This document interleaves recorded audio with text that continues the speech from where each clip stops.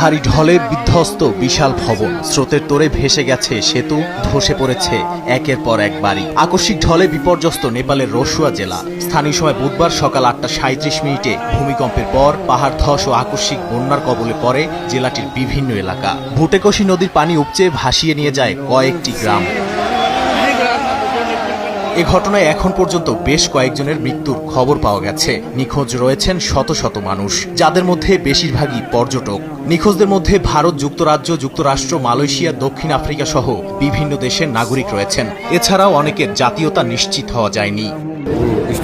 এখানে আমার আত্মীয়রা থাকেন। হঠাৎ কল এলে তারা জানান বাড়িঘর ভেসে যাচ্ছে এবং চারদিকে কান্না ও হাহাকার পড়ে যায়। তবে বাচ্চারা নিরাপদে আছে। আমার এক আত্মীয় পানিতে ভেসে গেছেন।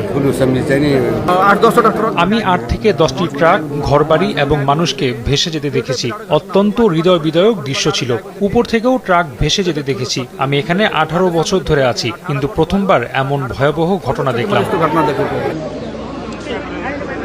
বন্যায় ক্ষতিগ্রস্ত হয়েছে সড়ক ও গুরুত্বপূর্ণ অবকাঠামো। কাঠমান্ডুর সঙ্গে সংযোগকারী প্রধান সড়ক বন্ধ হয়ে যাওয়ায় ব্যাহত হয়েছে যোগাযোগ। পাশাপাশি বিদ্যুৎ সরবরাহ বিঘ্নিত হয়েছে। নেপাল ও তিব্বতের দুই পাশেই চলছে উদ্ধার অভিযান। তবে প্রবল বাতাসের কারণে হেলিকপ্টারে দুর্গত এলাকায় পৌঁছানো কঠিন হয়ে পড়েছে।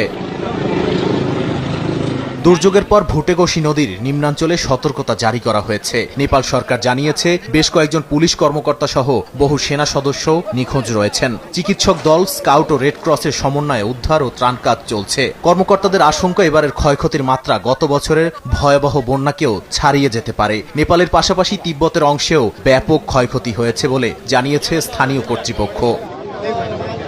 নাদিম মারজান, সময় সংবাদ।